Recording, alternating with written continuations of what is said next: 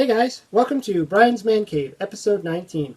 Today I'm going to be talking about some Q*bert and some Q*bert and some more Q*bert, and to round it up, Q*bert. So Q*bert's one of those characters that started off with, I would say, the big three of the video game era as far as retro gaming is concerned. Obviously Pac-Man is number one on the list, I would say. Donkey Kong, and Q*bert was one of the main characters, I would say, dominated that classic gaming era. So since its release, obviously it started off as an arcade. It's grown, it's been ported off, as I was saying, there's an Atari 2600 version, which probably was the first port, I would think. Then it, moved on to other systems. I got the Intellivision one here. And, all the way up to the Nintendo, and all the other computer systems that were out there was on the VIC-20, the Commodore 64. I mean, it was probably ported on every single system out there, ColecoVision, you name it, it's been ported, Game Boy. And then, funny enough, the character started to make its way into the movies, like I was saying, Pixels. Now, I know a lot of people don't like this movie.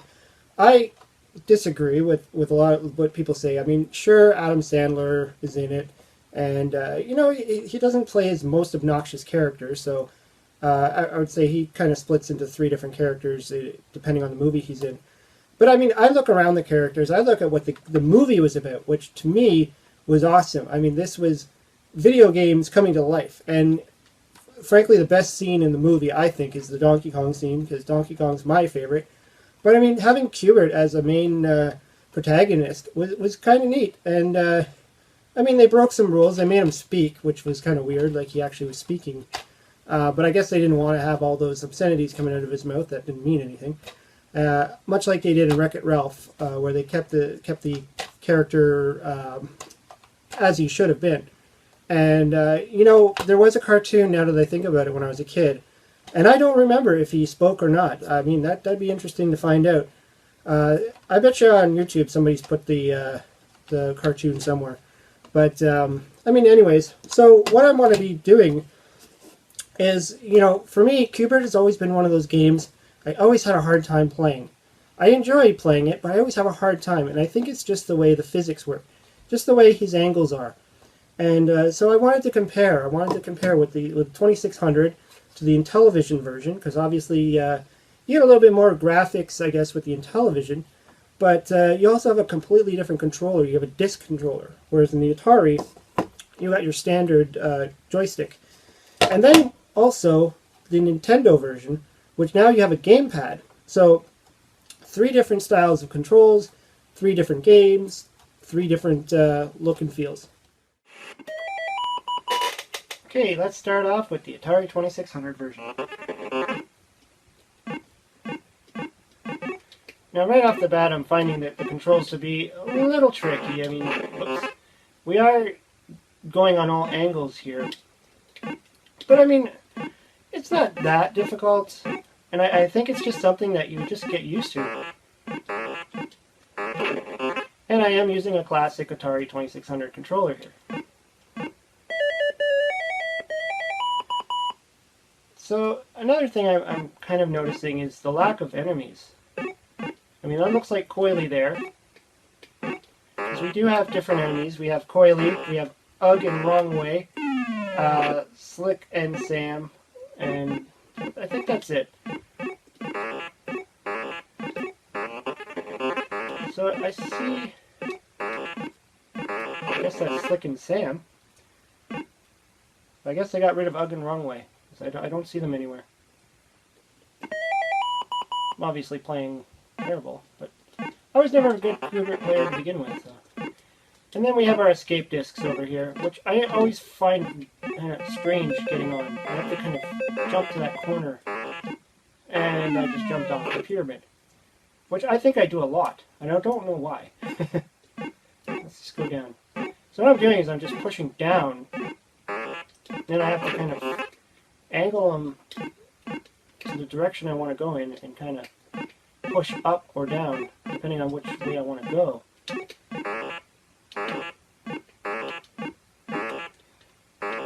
And of course the object of the game is to jump on every single square, turn them all a solid color.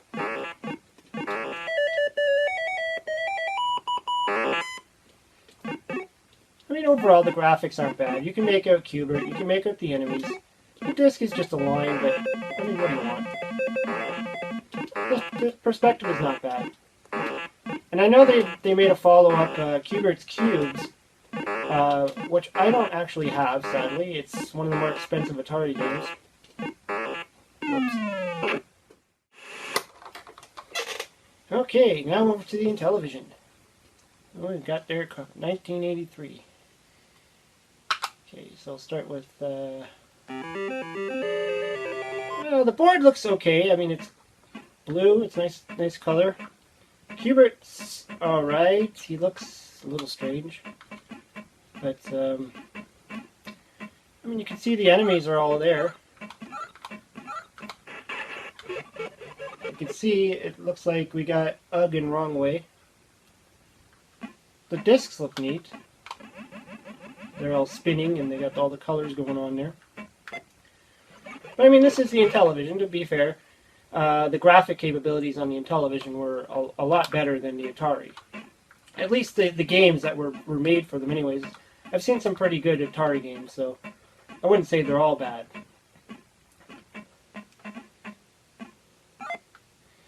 Now I'm playing with the disc here, and I'm finding, you know, this is a little bit easier because I can slide around the directions. Let's just give it one more shot there. Hit the reset button.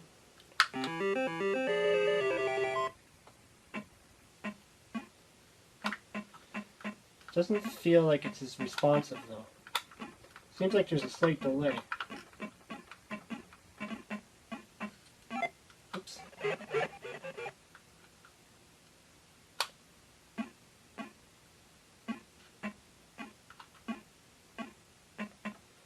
I mean, this isn't too bad. I kind of like this version.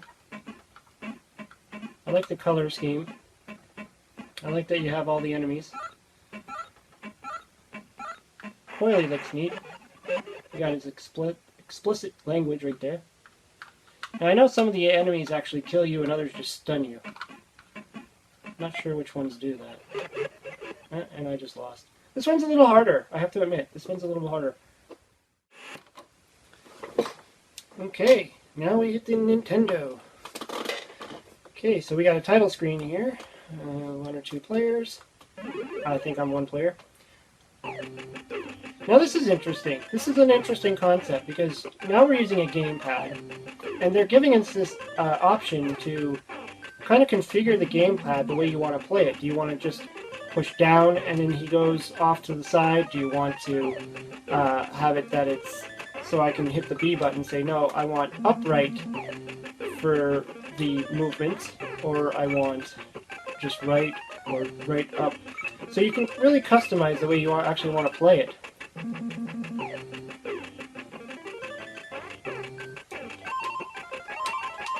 Let's just say okay, and let's just go. With this nice little sub-screen. So the graphics are obviously better, a little bit, anyways. You can make out all the characters, you got the spinning discs. I mean, roughly it's the same as the Intellivision there. And I'm playing terrible. Just terrible. Oh, and yeah, I just jumped off the cliff. Okay.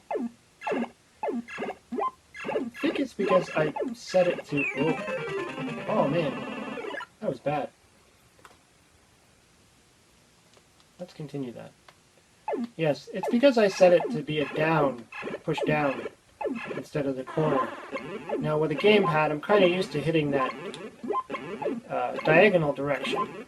Kind of like what I was doing with the Intellivision disc.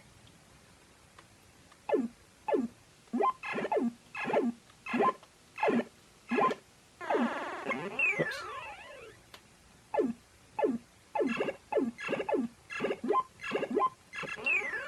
I don't know how I did that.